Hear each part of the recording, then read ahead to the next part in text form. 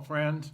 I want to talk today about a very intriguing and interesting and wonderful promise that we have in the scripture that tells us to delight ourselves also in the Lord, and he shall give thee the desires of thy heart. Wow. In other words, it says if we choose to delight ourselves in the Lord, our prayers are going to be answered. Our desires are going to be met. But what does that mean to delight ourselves in the Lord? You know, it's interesting. You can spend time with someone without necessarily delighting yourself in someone. In other words, you can be sitting at the same table having dinner together with someone or breakfast, and you can have your nose stuck in a newspaper or in a smartphone or some such thing. And even though technically you're spending time together, you're not really delighting yourself in one another.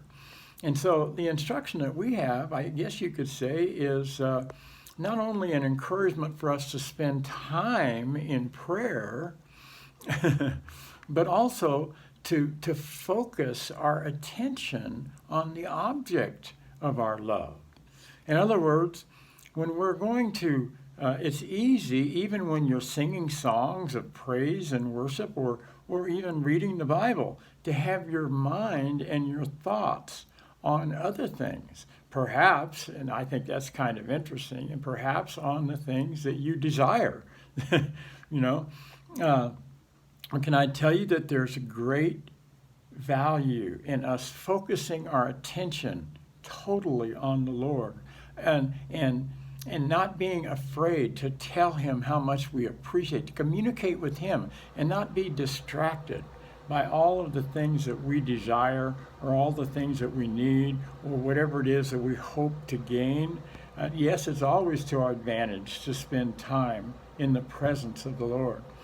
But can I tell you that it's so vitally important that when we do, our attention, our full attention is put on him.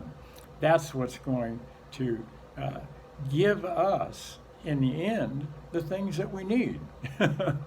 But, you know, again, the whole purpose and point of our delighting ourselves in the Lord is not just to have the ulterior motive, I guess you could say, of trying to get what we want, even though God knows we need him.